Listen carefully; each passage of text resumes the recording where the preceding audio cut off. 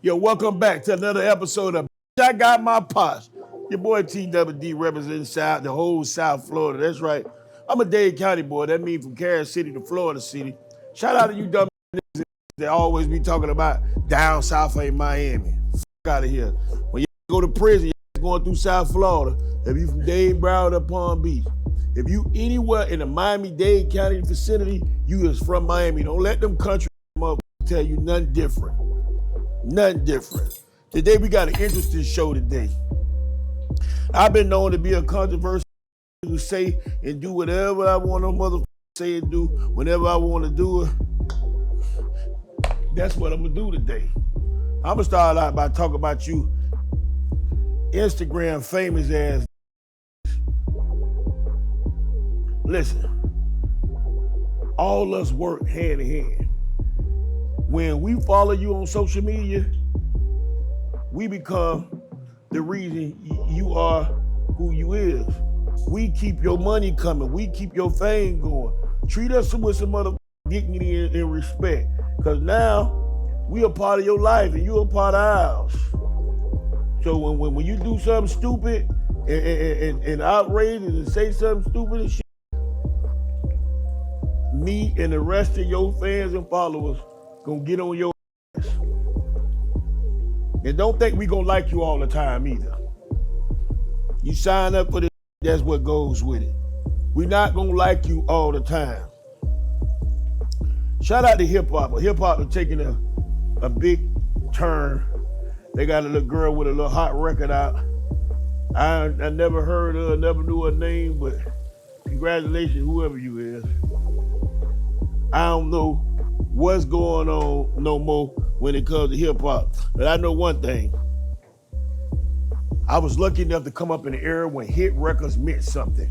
I was lucky enough and smart enough to say that without my fans, without radio, without video, without MTV and BET, my records wouldn't have vision to it. I know I was a Miami, and all we was known for was fine, beautiful, good. I know that. So I appreciate y'all. I'm giving myself my own goddamn flowers today. I appreciate y'all because without y'all, none of this would be possible. I'm glad rap has came to their senses a little bit because I noticed around 15 years ago, they started calling drill rap. Well, I feel like I've been drill rapping all my life. I feel like NWA been drill rapping, and I feel like a lot of hardcore rappers, DMX and a lot of like Tupac and Snoop and Cube, I feel like we've been drill rapping. Scarface had a song called Jesse James. If that wasn't drill rapping, I don't know what the it is, but I'm gonna let y'all have y'all little slang. That's y'all shit.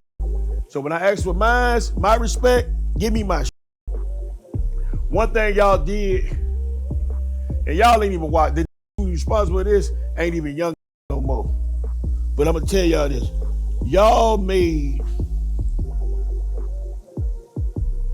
green peon ass standing up in y'all videos with guns in their hands. Y'all made them think that they was made them think that they was unfazable, like that nobody could kill them. And it's crazy because my first album I used a skit I got off the documentary that was called Banging in Little Rock.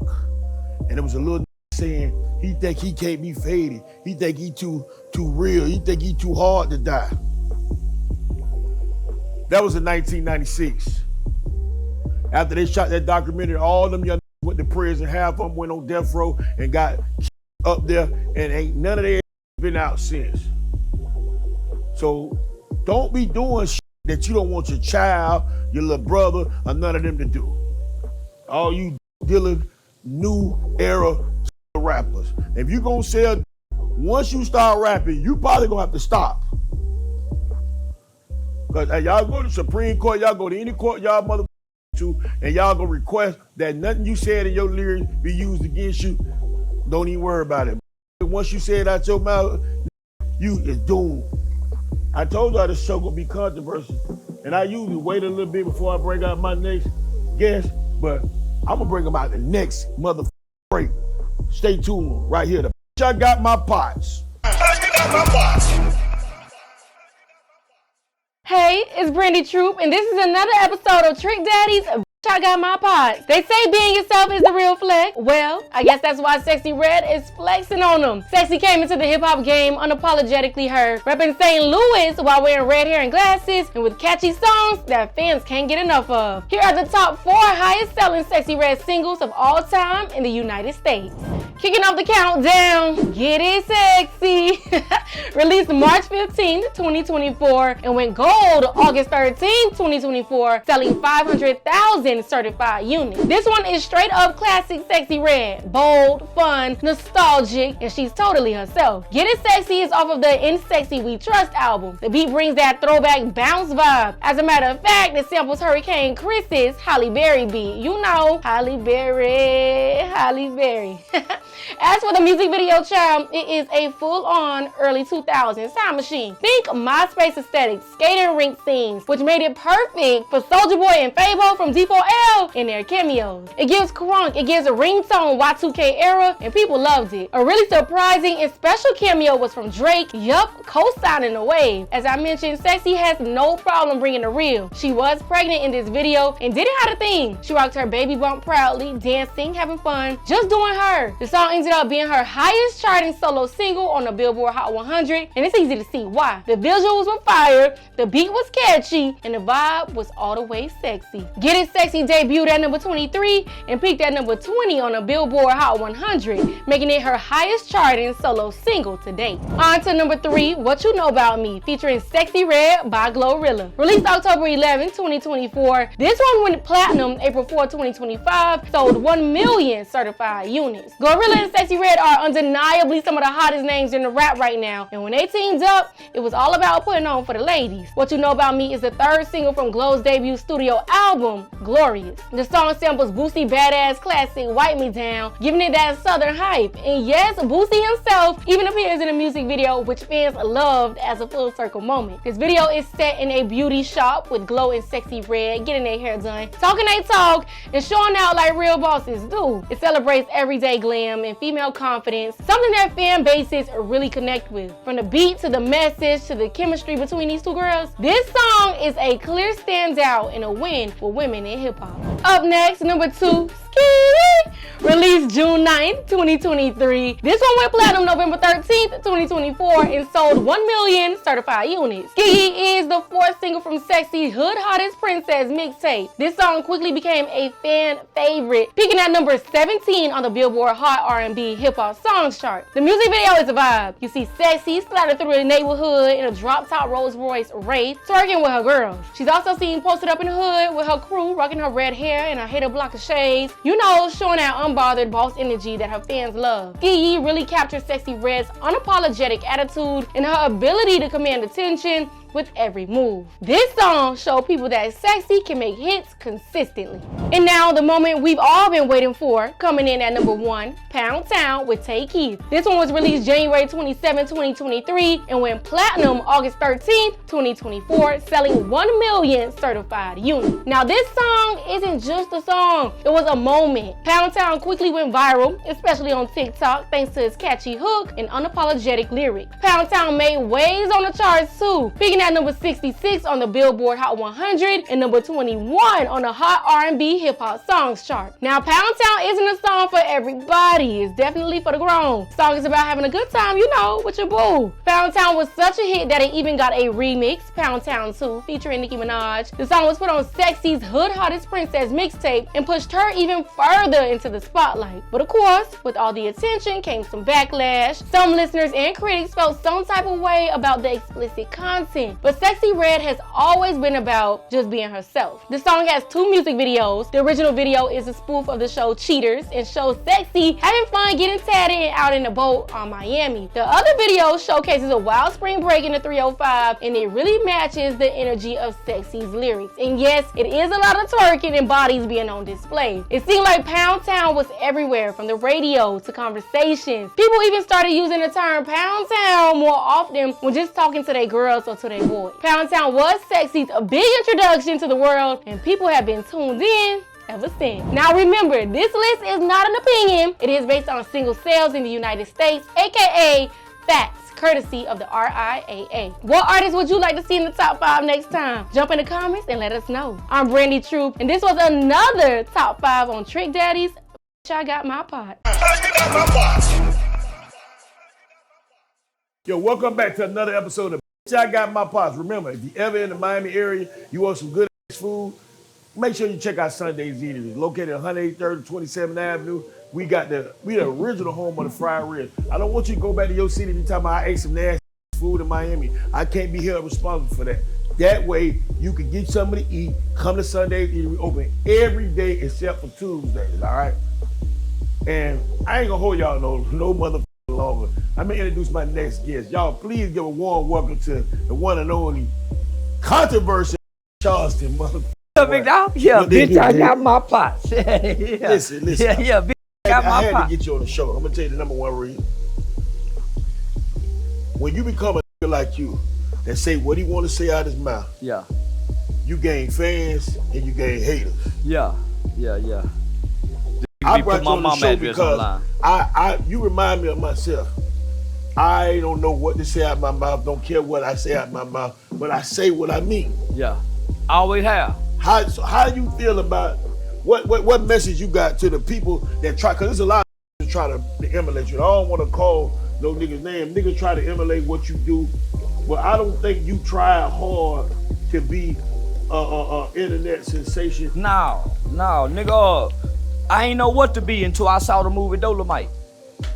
Right. At first, I was just a nigga online, just arguing and squabbling just like everybody else. I didn't know you can make no money, but I was using it as an outlet from working in the community with the young niggas. Right. I ain't know nothing about drill music, and to the young niggas, I'd say, man, who your favorite rapper? And then I go listen to who this nigga like and come back and say, man, all this nigga talk about the killing people, goddamn, nigga. So I ain't know nothing about that till I started working with the young niggas.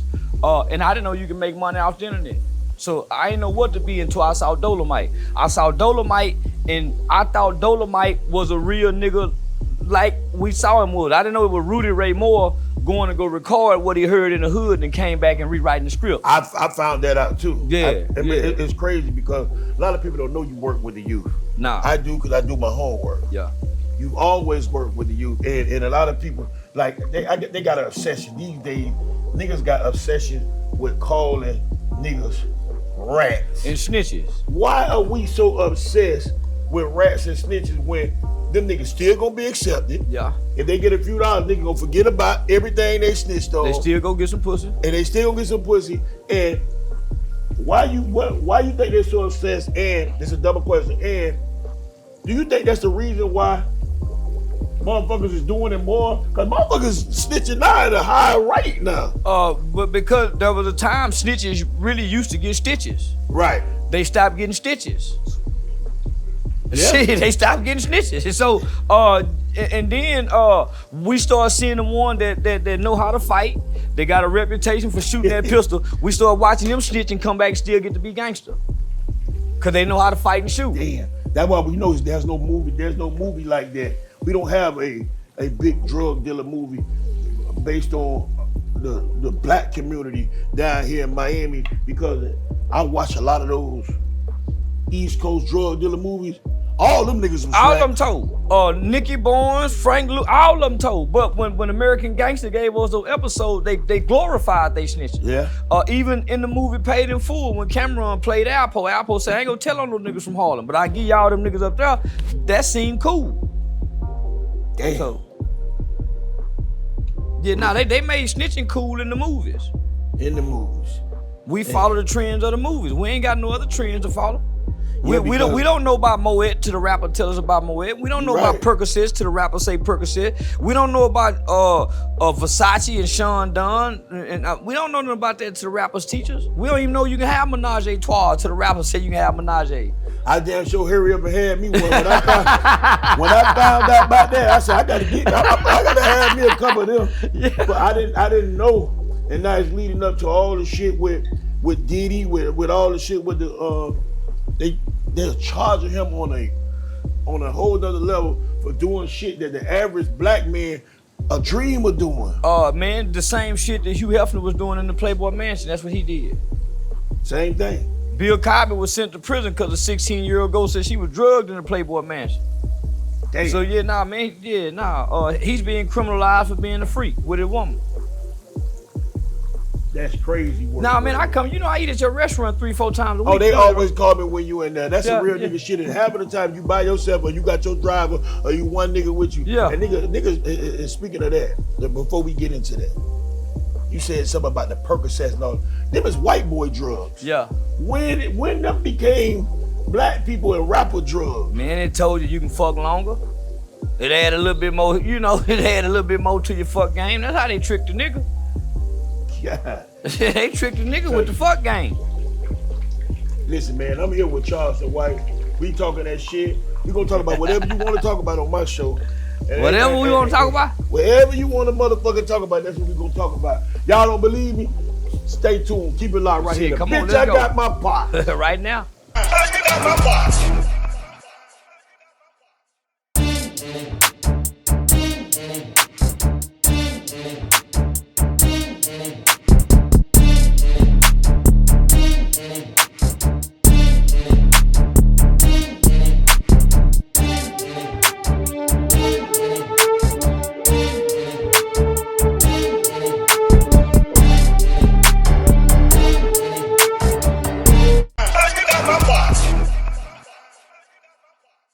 Yo, welcome back. This your boy Trick Daddy Dollars. I'm here with Charleston White, and we're in the middle of one of my most historic motherfucking episodes. That bitch, I got my pot. Yeah. And yeah. like I was saying before we left, I got a couple more questions. But you ain't got never worry about me asking you controversial questions. Oh man, I don't mind. Yeah. Because I can give you a reason for everything I'd have never said. Now you might not agree with it, but I can give you a sound, logical reason on why I ever said what I done said. It's crazy because I look at it like when I'm on Clubhouse, we play this game called We Listen and We Don't Judge, and I tell them, without an asshole, everybody's full of shit. Yeah. And that's what opinions are like. Opinions are like assholes, and I cannot give a reasoning or understanding of your opinion that I can't find because that's your opinion. So, question, first of all, Trump supporter or nah? Trump supporter, yes. Trump supporter. I go back from the 80s. So I remember back in the 80s, Trump was projected as a bad guy or a villain to the black community. Right. Going up into the 90s, he still wasn't projected as a bad guy and black guy into the 90s. Right. Going up into the 2000s when he had the show Apprentice, he still wasn't presented. It wasn't until he got into politics that all of a sudden he become a villain of black people. I understand he got a base that he got to appeal to. It's just like if I were running for something, I'm gonna appeal to my nigga base. Right. You know what I'm saying? So I can't be mad at him for, appealing to his base. But he don't mean us no harm. He got way more other things to worry about than black people. Yeah, I agree with that. And that's his reason. I am not a Trump supporter, but I don't have a problem with Trump. So I don't go around talking bad about it. See, a lot of people if you don't like somebody, you stay away from them, you avoid them, and you try not to bump heads with them.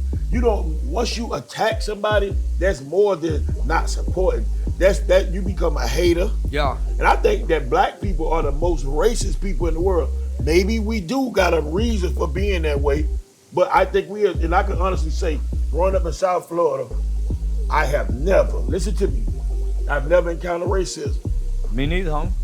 Nigga, I done been through the boys' home as a kid. I started going to school with white people in the 3rd grade. I've never blatantly seen it. Now, I've been called a nigga, but that ain't racism.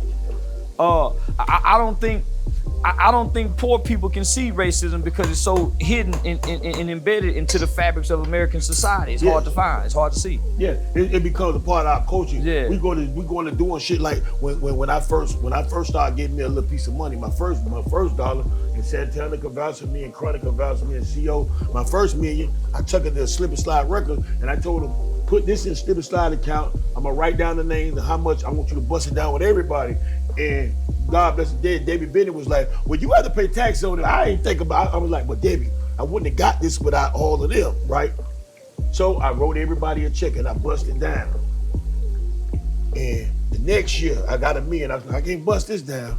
I gotta buy me a house. Yeah. I done cashed $2 million checks. I need me a car, I need me a Rolex watch, and I need me some nice clothes. And when I was going to Louis Vuitton and Gucci and Prada, Those jeans wasn't fit for me. They was all up in your nuts and all up in your ass. Tight on your thighs, yeah. Once them white folks realized that these black niggas got money, they just complain of being broke. They just got money, they don't know what to do with it. They start making our shit. They start making the colors, the sizes, the bucket hats, the socks, all the shit we need, and we spend all our money on this shit. Black folks mismanage money more than any race ever walked on this earth, and they capitalizing off of shit, everybody else. Yeah. Why do you think we so infatuated with this thing? Is it we want to live better, do better, or is it that we're in competition with our own selves? We're in competition with our own selves, and those brands and those clothes validate us to a certain point. When we walk amongst each other. Nigga, look at me. Nigga, I got these. That's why, it validates us and it adds value. So a kid going to school with no Michael Jordan tennis shoes, he might get mistreated just because he ain't got no Michael Jordan tennis shoes. You right, that's a fact. And we grew up, our tennis shoes, and I don't know what we get off for. You got insurance? What's the youngest child? I wouldn't buy my son no Michael Jordan tennis shoes till he got grown. Okay. Yeah, I wasn't with no Michael Jordan tennis shoes. I used to have him embarrassed in there asking for some Michael Jordan tennis shoes. Nigga, fuck Michael Jordan. Yeah, I cuss him out. But nah, man, baby, cause my mama was raised, I was raised with having Michael Jordan and having name brand. And it didn't help me be no better student. Right. It didn't help my behavior. Matter of fact, it actually enabled me to be more of a class clown because I got the clothes on to be looked at and seen. So, I wasn't with that with my son. I got a 21-year-old son and a 16-year-old daughter. My daughter graduated from college. Graduated from high school at 15. She just graduated from beauty college this year at 16. She going to the Navy at 17. My son graduated and playing boyfriend, with his girlfriend, but he doing good. And look, this is an ex-convict, a street nigga. I am, and both of our kids, I got a son and a daughter too, and both of them graduated high school on a high level and college. I went to prison in 9th grade. Yeah, I went to boys' home at 14, came out at 21. You see what I'm saying? So don't think you can't be whatever you want to be in life. Keep it locked. We'll be right back, and we talking that shit on Bitch I Got My Pots. Yeah. When we gonna start eating?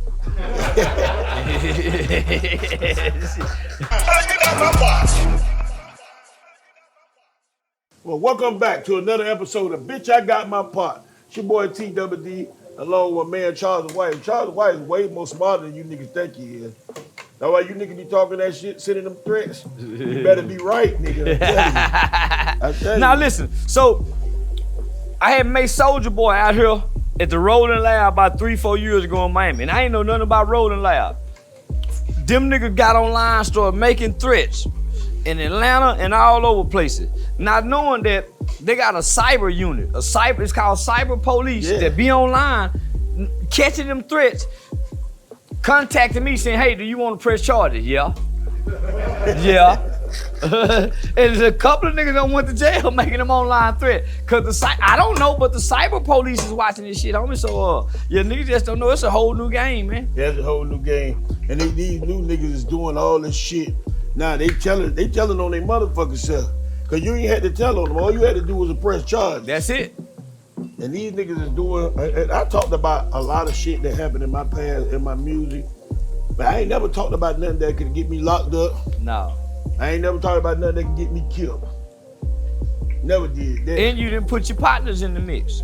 So a lot of these niggas putting their partners in the mix with these songs. These niggas is blaming the dead people and all for doing it. I don't understand.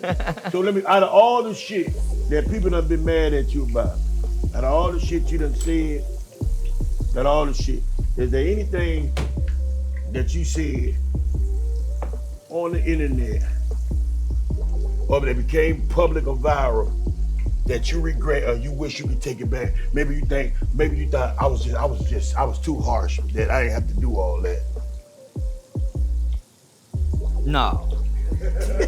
Hell no. I thought about it before I said it. Yeah, that's why I said it. Yeah, I thought good and long before I said whatever I said. That's why I said it, and I don't take nothing back. I meant it at the time. Might not mean it now, but at the time when I said it, you goddamn right I meant it. Just like when a nigga go to jail and he say, God, I promise if you get me out of here, I ain't gonna do this shit no more. And at the time you mean it. Soon as God gets you out, you do it again, don't you? So yeah. That was crazy about your answer, right? So my old boy was in the federal penitentiary the first like 10 years of my career. Yeah. And I had this song called Hold On. I know that motherfucker, bad motherfucker. You got to hold on. Yeah. And when my daddy heard it, and they said, "Where you at, nigga?" I'm like, "Man, this nigga act like he won't present." But daddy a smoker nigga ass, right? Yeah. So I'm like, "What? Damn, daddy, what's wrong?" He was like, "Man, listen, check this out, yo. What other song you said some bullshit about me on?" I said, "What are you talking about, Pop?" Yeah, you come out on like my old sorry ass father. Nigga, let me explain something to you. I said, Dad, hold on, before you even go through that. I said, listen, check this out. I'm gonna apologize because I was wrong. But Daddy, at that time, I really felt there you go. way I felt there you go. At that time. And he said, you know what, nigga? You so much like me, I understand where you coming from. Yeah. But don't let me find out you said something about me on another song. And so I went to going back, listening to my old album. I was like, let me see if I said something about this nigga on another song so I can call him and tell him. So I understand that. Yeah. That's the way I felt at the time. Yeah. And nobody can't stop you. One more. Yeah. And see, this is what most people don't realize. Man, I ain't always trying to be right. Nigga, Right. sometimes I don't give a fuck about being right or wrong. I just want to get it out. Yeah. Give a damn about being right or wrong, nigga. I just want to say what I want to say. Give a damn if it's right or wrong. And most people don't want to admit that. Sometimes I want to be wrong, and I go back and say, man, I was wrong in a motherfucker. So I wanted to be wrong. Right. Yeah, man, that's the human side of a nigga's nature. Sometimes a human want to be wrong, and it's okay for that. And then Some of us better than most of us. Yeah, None of man. us better than all of us. You're right. And people, a lot of people. That's why I'm careful when people come to me and talking when they don't first identify with the conversation, like where we headed. So I don't, like when you come to me and you say something to me, you got to let me know, are you venting or you asking me a question? Because I don't want to give a bitch no bad advice. Because I do a lot of fucked up shit in life. I'm not perfect. I understand that. Now I got my last question for you. I want to know, because I've said certain things and people looking at me sideways, and half of them probably talked about me afterwards. But let me say this here. So how do you feel about this new era, this new wave of people that want to cancel certain people, right? And how do you feel about the young nigga that ain't never had a fight, that grew up with his mama and his daddy, that was on the honor roll all his life, had perfect attendance, that had his own room, that was given an allowance, that was the teacher pet, getting with a group of thug niggas, putting in a position where now he has to commit a crime, he has to commit a heinous act, and when the first time he do it, nigga, that was me. That was me. That's how I caught my murder case. Nigga that had his own room, own phone line. Nigga mama working General Motors. Nigga, that was me. And so is it fair to that nigga to be considered as a rat or a snitch because he told the crooked ass system, the prosecutor, and the illegal police with illegal question of a minor, he told them the truth because at the time they promised him, we gonna give you a deal. Cause your homeboy in there, he was a robber, he's a killer. They already know, okay, this kid he live over here. They already know, they done already profiled y'all. They already know which kid to come get. I was the third kid they came to get. Man, you was taught, tell the truth. Yeah. When you get in trouble, what your mama gonna say? You better tell these white folks the truth. They already know who to go get. Nigga, we was taught from a childhood, the average black person, unless he was taught not to talk to the police, is gonna talk to the police, especially when it's something serious, because we were raised to tell the truth. Not only that, we've been threatened and questioned and saying, you ain't never getting out. And they gonna call your mama and have your mama come talk to you. That was a no-no in the black community. You don't want your mama to get called at work or woke up out of her sleep for school or some trouble that you done got into because you embarrassing them. Yeah, so the average kid, homie, especially for today's time, he ain't been taught any rules, any principles, any codes, any ethics for streetwise to go against the fear of being in trouble. I use that example because I've often told friends and I often said it on social media, that I know Kodak did a song with Tekashi 6ix9ine, charged him $1 million. I was jealous. Cause you didn't get that million. I would have did that Easy song. million, yeah, I easy. did that song because, for one, what Kodak said made sense. He said, that's not my rap. For two, ain't no way them gangster, extorting, murder, drug dealing ass niggas thought that it was okay to fuck this man lady, Kidnap him, extort him, and then when the feds say, hey, listen to this, they do your woman the same way. Hey, listen, and they about to kill you. Man, they'll do your woman the same way. Show her some videos and recordings of you being with another woman and she'll turn on you too. So is it fair that we call a person like that a rat?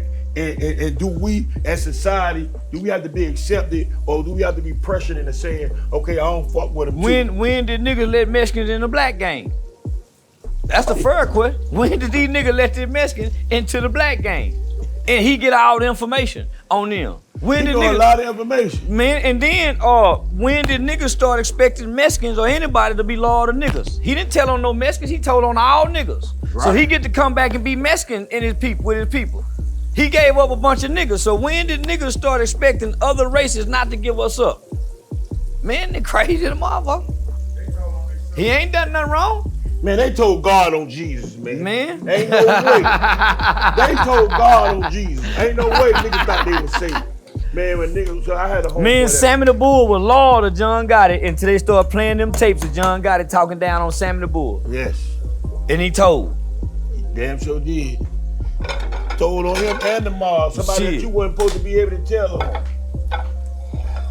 And it's just crazy because the mob lived life like, don't involve yourself with nothing that you can't walk away from in 15 seconds. And Sammy the Bull walked away from everything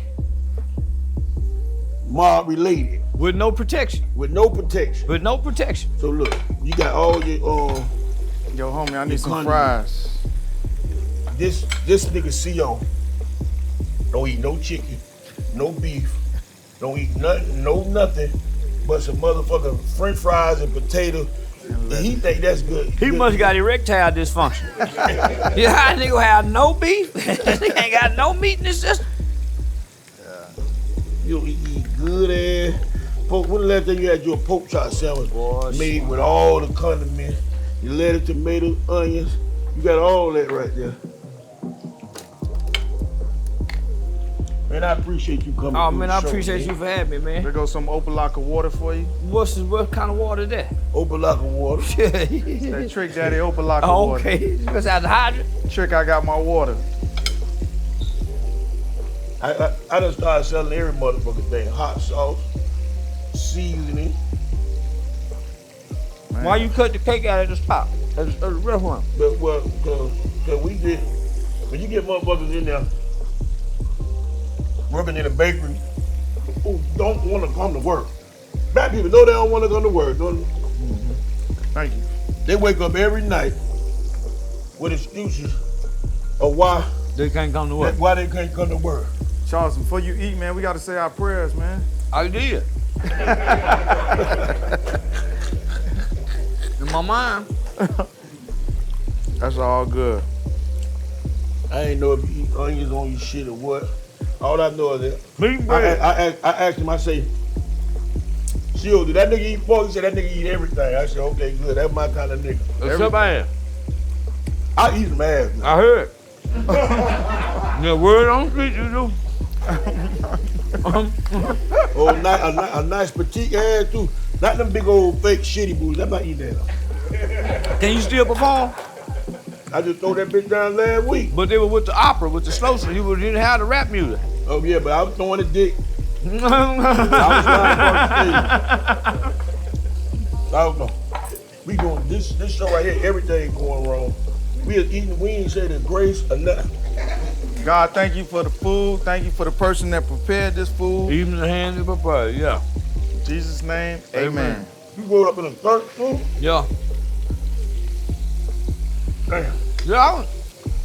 Most of them got good Christian morals and values. That's why when they get in trouble, they want to confess and tell. Yeah. That's men because of your value system. Very few niggas were taught to go against the police. Yeah, that was I always thought that. I was scared of them. God, my mama, and the police. I ain't never been scared of nobody besides them people right there. This is good. I like your hot sauce. That's good. Anything you got going on right now you want to promote, you want to talk about? Anything we forgot? Anything you want to address? I'm on tour right now, man. I got a comedy tour. Underground Railroad comedy tour. So my next stop, Burbank, California, San Diego, Louisville, Waycross, Georgia. So I got a lot of dates. I done moved to Miami to start streaming. Damn right. Yeah, to get into the streaming world. I got another movie coming out June 19th starring me and Amaretta called We Out Here. So, man, I'm just tapping into the entertainment world, man. That's love. Trying to perfect this comedy game. Getting that money on. Yes, sir. Put that outside. Yes, sir. That money. When you start streaming, make sure you invite me over. Oh, I got you. We can cut up. We can cut up on that bitch. And we want to do more community events out here in Miami with I call them the po nigga baby, with the po kids. But you still got the hype program, right? Yeah. Yeah, I just let it go as a 501c3 because we ain't got to do no big and we got our own self-sustain, so we just go out and help without having to do ask for no donation. Helping young people excel. Yes, sir. That's dope. I remember going online in the Sunday season at SundaySeason.com. I got some on the rope. Trick, I got my pots. Trick, I got my hot sauce, my sauce. All that's online. Make sure you go to Sunday's Eatery. Every day but Tuesday. We close on Tuesday. So don't be going there on Tuesday then getting mad at me. And remember, bitch, I got my pots. Ha ha.